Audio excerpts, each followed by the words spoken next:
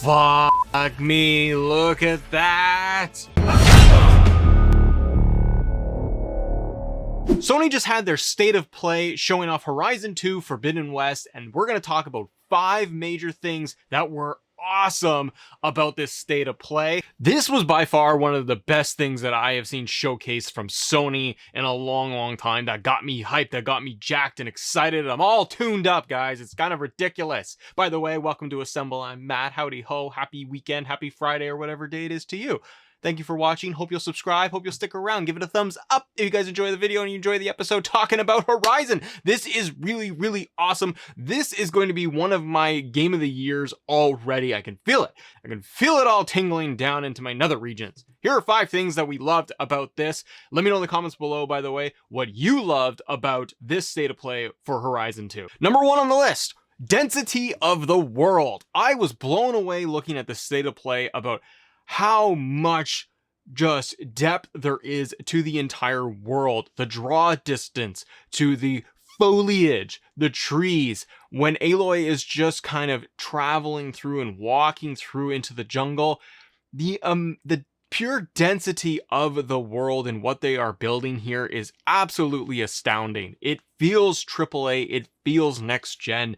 I couldn't get over just how beautiful everything was. It pops, it's vibrant, it's shiny. The way all of the water cascades down the river, all the shrubbery and the bushes, like all of it just felt like it was alive, it was breathing. And that's what I want from a game, is that it feels like a world that is inhabited, that it is lived in, and that you have so many options of where you want to go. And that was one of the biggest things that I loved about Horizon 1, was just the open world aspect of it, of being able to kind of take her wherever I want to go and being able to interact with different elements within the world itself. But it was absolutely stunning to look at. Number 2, something that I was actually really shocked by, I was kind of surprised by, but it was the actual dialogue of Aloy, specifically when she is in combat during the State of Play that we saw. It felt to me almost like Uncharted, where I have Nathan Drake running around and things are happening to him during action sequences. I don't remember, let me know what you guys think. I don't remember in Horizon 1 having that much kind of like off the cuff dialogue going on with Aloy, specifically like during those combat moments and those big intense battles and big set piece moments. This could have been just built up for the actual demo of what they wanted to show off, and it might not be what the final product will look and sound like specifically. This has me excited because it adds another depth, another level of dimension to the character.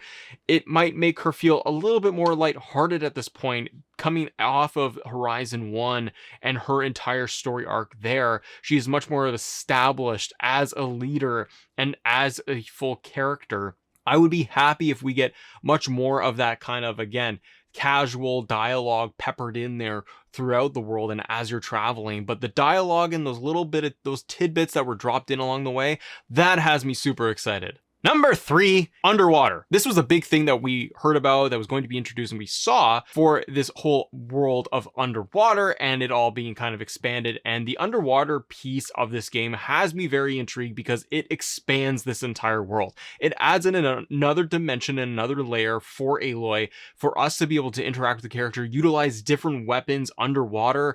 I love that she has the entire like oxygen mouthpiece thing that has been crafted, so you don't have to necessarily worry about her kind of oxygen level and dealing with a HUD, because in the whole reveal that we got, we didn't see any of that. She's able to traverse underwater and swim and everything. And again, it feels alive. There is so much going on. You're dealing with fish robots apparently in the water and just dinosaurs underwater. Like, there is a lot going on here. And I think it can just really expand the world and not feel like it is a trope or it is something that I have to do, but anytime that you're going to be able to get into the water and swim around and navigate that way is really going to be, I think, a big plus for this game when it comes out. Where are we at? Number 4? Number 4 on the list, the sequence where she's grappling and then she's gliding across. That was cool. That little bit of having a grappler and her being able to pull herself like Batman across different ledges, it expands her ability and her whole wheel of being able to interact with different things, combat, different heights of ledges and things like that, that we're not just having to jump and run throughout the whole thing. It's going to make for some really, really awesome sequences, I think, in this game, where I'm going to be able to shoot off the grappling and then jump off in midair and shoot my bow or rifle. I think they're going to be allowed to do a lot of different things when it comes to that grappling hook, and then being able to actually swing onto dinosaurs, robot dinosaurs. God, I love this game, and I cannot wait for this whole thing. The grappling hook looks really, really cool. And that glider that we did see, again, expanding that entire wheel and arsenal that Aloy has available. Number 5 on the list, as we've talked about gliders, I want to talk about weapon wheel. The weapon wheel looks incredible. It was one of the biggest things that I truly loved, was how the skill tree advanced in Horizon 1. And I love the availability of the weapons and what we got to craft, what we got to build. And it felt like each time that I crafted my bow and I upgraded it, for example, it felt like it was working towards something. It didn't feel like it was just kind of an add-on and it didn't matter. I felt like it really added to the gameplay, and I felt stronger and stronger as I went through that game. What I'm excited about for Horizon 2 is that expansion on what has already been built. That foundation of having that weapon wheel was not overwhelming. The skill tree didn't feel like I was getting lost in it. I understood it when I jumped into the game. I worry sometimes about big open world games that have a large amount of weapons available to select and craft and build on. I worry personally sometimes because those get a little bit out of hand, and I can't really focus on all the weapons, what to craft, how to craft it, and then I end up sticking with just a couple that I know and I like. This has me excited because from Horizon 1 to 2, it should just be an expansion of what we already know and love, and I think we'll see some really cool weapons where we did see Aloy turn around and pick up that giant machine gun thing that fell off the dinosaur that she was fighting and being able to fire back at it. I think we get an expansion of what is already built. The weapon, the diversity of the weapons that we have in this game has me really excited. What excites you about this game? What stood out to you for the state of play?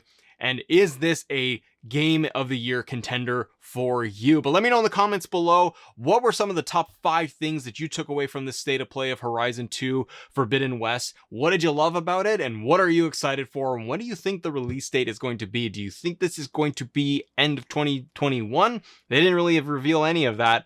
Or are we going to see it for 2022? Thank you so much for watching, everybody. And as always, thank you guys for assembling with us. See ya!